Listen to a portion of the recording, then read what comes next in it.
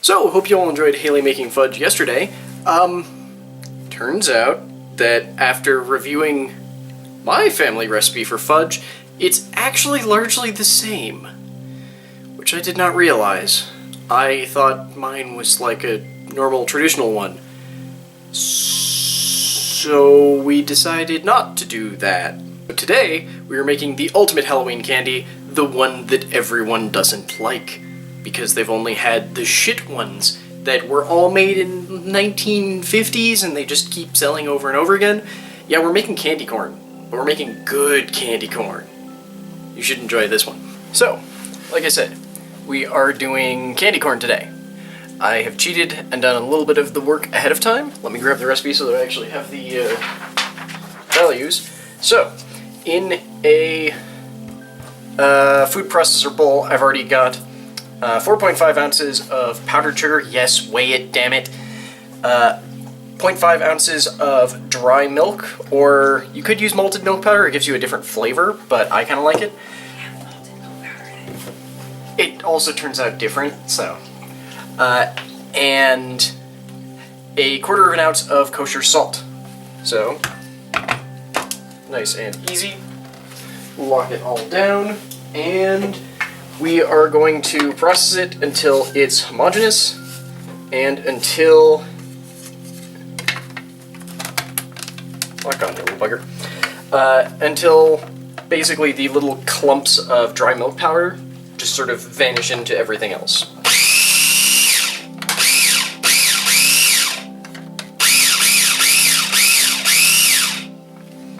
Doesn't take a whole hell of a lot, which is good because this is not a well-sealed food processor. So, we're basically done with this part now for a little bit. So we can take it, set it aside, and sort of forget about it. Because now we have to make the sugar syrup. Because as I believe Haley told you with the fudge, sugar syrups are pretty much everything in candy making. I don't tend to subscribe to the whole hard crack, soft crack ball, because they're a pain in the ass. So why not just use temperatures like a normal human being, because we have thermometers. Also, we don't have a candy thermometer, which is probably a personal failing of ours, not sure why. Instead, I'll be using our... Oh my god. She's laughing at me. Our handy dandy, I forgot the name. Infrared, that was it. Infrared thermometer, which I know you can't see, actually you can sort of see. There's a laser that reads the temperature for us. You know what that thing's also good for? Messing with dogs, which is why the dogs have their collars off, so you can't hear them running around. Oh, there. I'm accidentally using it right now. So, yeah. So I'll bring you right over there. So, here we have 3.5 ounces of granulated sugar waiting for 3.75 ounces of corn syrup. You could also use honey, but it tends to give you a candy corn that doesn't dry out, which doesn't sound bad, but it makes them harder to transport, and we have to take these to Vegas, so that would be bad. And 1.5 ounces of water. So, basically, we just empty all of this in here, and then turn on the heat. The benefit of corn syrup is also that it's slightly easier to work with, and it doesn't bring a flavor with it. Like, I know honey doesn't sound like something that has a flavor, but when you start to think about it, it does. It's not just sweet. Especially if you're getting any sort of, like, local honey that legitimately draws from one specific flower, then you're going to get very specific flavors. So, we are going to heat this at medium heat for basically 4 minutes. And here's the cheating thing. So with a lot of candy, the big thing that you have to worry about is that as this syrup boils, it's going to create a little bubble that will throw sugar around to the sides of the pan. Those sugars will be crystallized and can cause some weird issues. Namely that your entire sugar syrup will turn into an awful crystallized lump, and then you have to do all of this again, which is a pain in the ass. So, we're going to cover it.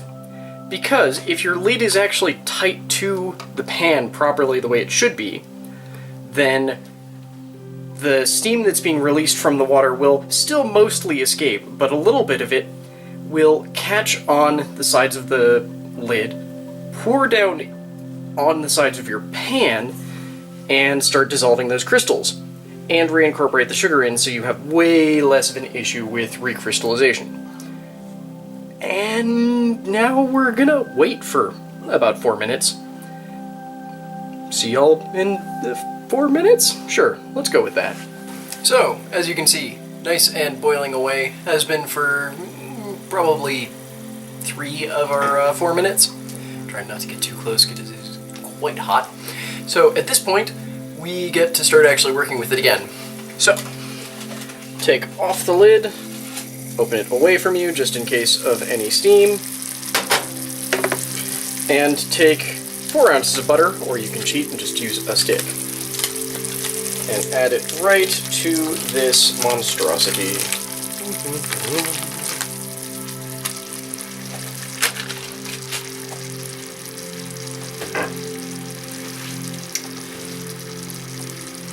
Unless you forget where your spatula is. So, we just want to melt and integrate this butter with this, and once that's done, we start having to pay attention to the temperature that this is at. We're trying to get this up to 240 degrees, after which we will start adding more stuff to it. Right now, it's a little low. So here's the one thing, is that if you hit the bottom of the pan, you get a different reading. So, as you can see, this is actually right around 232. So, this is basically going to be ready as soon as we have this butter melted in it. Unfortunately, the thing is that adding this butter, even though we had this at room temperature, is going to drop the temperature. So, we'll have to check again once we've got all of the butter nice and melted. Do you remember what 240 is? Like, is that hard? That's softball, right? Okay. I believe that's softball, but I'm not 100% sure. And I think Haley described the differences between all of the different, like, hardball, crack, those things, which are basically that you take a little bit of your sugar syrup, drop it into cold water, and see what it creates as it cools. 40 is the beginning of softball. Softball, yeah. Which sort of makes sense for what you actually want candy corn to be, not that, like, dried out crap. So the only flavor that we're really going to be adding to this is going to be vanilla. So these won't be quite as flavorful as some of the ones that I've made before when I did with, like, malted milk powder and... Okay. And, honey. But this will be a much more simple flavor. This will be a thing that you don't need to, like, check and see if someone's going to be okay with it ahead of time. So, yeah, after adding that butter, we're down to, like, 212-ish, so this might take a little bit. So, we'll come back as soon as we've got this up to a good temperature. So, at this point, we've basically got a weird thing where this side down here, because it's closer to the center of the heating coil, is a little bit over temp, and this side over here that's farther away is a little bit under temp. So we're just going to mix it a bit, and then we're going to cheat. So at this point, we would mix everything together, theoretically, in this pot. However, we need to remove it from the heat. So I'm just going to put it straight into this pointedly treated Pyrex bowl, not just a random ass glass bowl, or else you will have thermal shock and it will explode. This is not a joke. So, in this bowl, we have our dry ingredients. Turn off the heat real quick.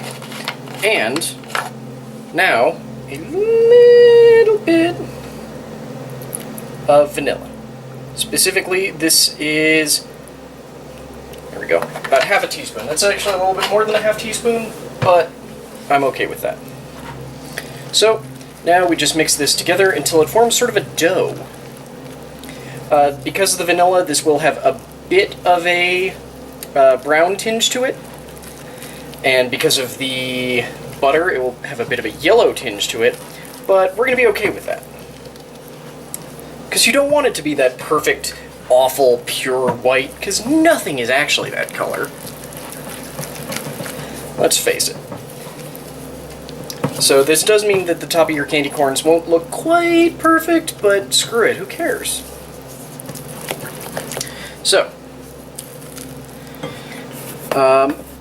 We need to, once this is fully mixed in, because you can still see little bits and grains there, which they won't completely go away, but we want to try and get out as many of them as we can.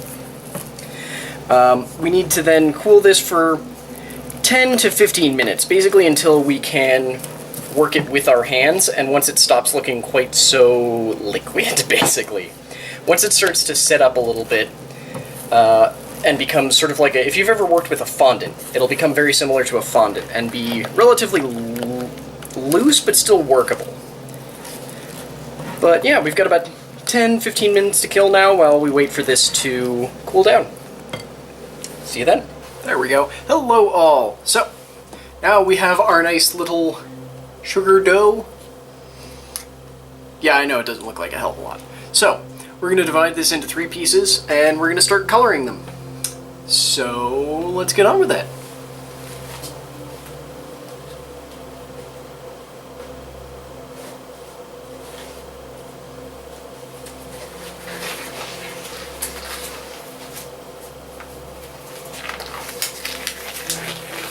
So, I'm cheating because I don't like washing my hands all the time when working with candy. Also because this is going to be really sticky. These are just nitrate gloves. Nice and cheap and easy. Okay. These are some very rough guesses I'm doing here, so we may... Yeah. This one's a bit too big.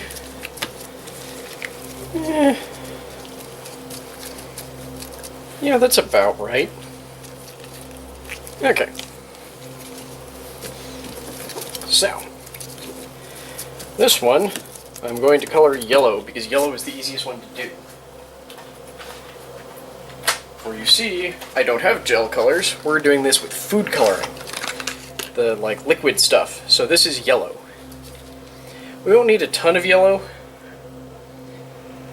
It's about 2 drops-ish. That was actually a little bit closer to 6, but we'll see. Just because this already has sort of a yellow tint to it. So, trick is, fold it in, and then start working. This is the other reason why you want gloves for this. If you're doing this with, like, gel colors, the gel colors will 100% stain your hands if you don't have gloves. I would tend to recommend gel colors because they're just better, but if you don't have them, food coloring is almost always a good alternative. The one issue is that this will increase the water, which is why my hands are so slick now.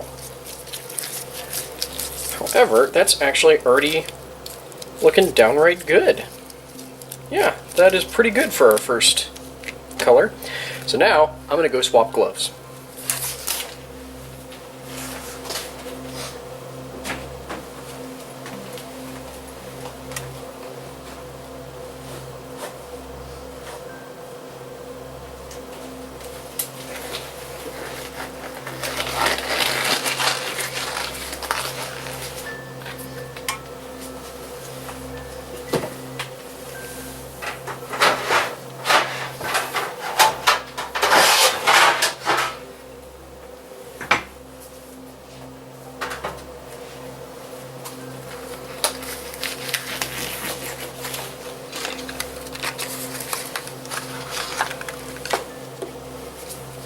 Okay, so for our orange, we're going to try and be a little bit more careful with this one and use less color, because the more you work with these, the more of the butter that they're going to release. So I think we're going to do about, here's 1, 2 drops of yellow, probably about the same of red, since again, not gel colors, so we have to like manually mix our colors. So, we'll mix this, see about where we get, and see if we need to do any changes after that.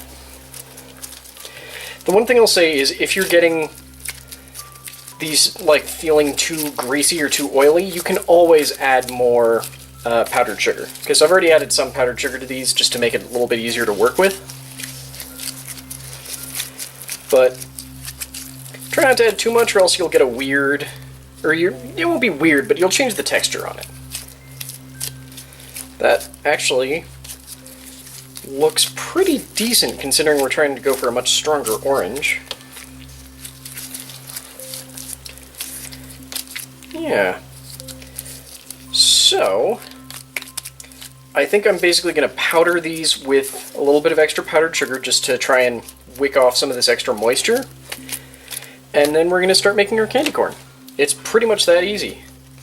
So, be back in just a second. Okay, so, like I said, we've got our colors with a little bit of powdered sugar on them to try and dry them out a little bit. Maybe roll them around in it just to help. So, the thing that we're going to be doing here is dividing these all at least one more time so that we can make our weird little logs. Probably going to actually end up dividing them more than once, but we'll see. Try and make sure that they don't get all mixed up, because that would be weird. They don't get unstuck very well. So, just take whatever log you're okay with working on. Yep, we're going to have to divide these more than once. Just because we don't have the longest silpat, so we have sort of an artificial tip for when we can't make any more.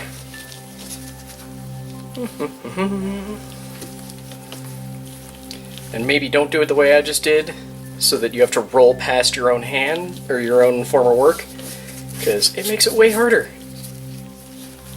Do you want the pan so you can put the extra stuff on it? I've got space. So, match these up. You can tell I can't actually remember what order normal candy corn are in, because I'm just doing this at random. I know white is on one end. That's all I'm remembering. I feel like yellow's in the center, though. It just occurred to me as I was doing that, like, this is probably really wrong, isn't it? So yeah, if I were smart, I would have moved these two up here, but no, I'm not smart, so... No. Orange. Orange is in the middle? Yep. Yellow's on the bottom, orange is in the middle, white's on top. I am not entirely wrong. That's amazing. So, I'm going to make some space on our silpat so that I can grab the edges here. And everything I'm doing here you can do with parchment, just so you're aware. Try and push them together a little bit. That's a little bit too far on that side, but not too bad in general. We've definitely done it so that yellow or white will make a better bottom, though. So now we pull around to the other side and push in with this edge of the silpat. So again, this side is going to have the issue that we fucked it up with too much white on the wide side, but this is pretty much it. Because we're using a silpat, I do not want to use a good sharp knife. Use a bench scrape. Because, is our bench scrape in there? I thought they were all in knife kits and I didn't want to get one out. Use that or you can use that. Oh, yeah. The other ways, we're not obviously advertising anything. We have too much shit in that drawer. So it's actually really, really easy. I'm going to divide right here just so that there's a good point. And just start cutting down. Some of these are going to be a little bit wider, some of them won't, but it's going to be okay. So the reason why we do that press from the other side is so that we get the pointed tip on there so we don't have to do any weird cutting angles. Then we'll take these ones that we've already finished, which will not want to come off, especially if you're starting in the middle like a stupid like me. This is going to be our precious little weird idiot one, but pick them up, set them on your tray, and we're going to set these somewhere out of the way so they can dry for at least an hour. God, I hope I didn't just spill stuff for our next recipe. Or, if you're really lazy, you can actually just eat these right now, because they're... Hello, camera. You're way farther away than I thought you were. They're actually pretty good. They're a little bit mushy, but that'll get fixed as they dry out more.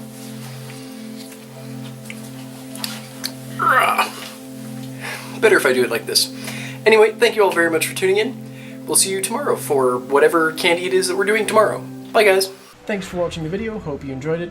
Please consider checking out some of the other videos that are playing alongside this one, and maybe think about checking us out on Twitter, Facebook, our Twitch. We're still running a 365-day streaming challenge, And maybe consider supporting us over on Twitch or on Patreon if you really like we did, and if you want to get access to some of our other stuff like the Derpy Puppy feed or our Patreon-only stuff.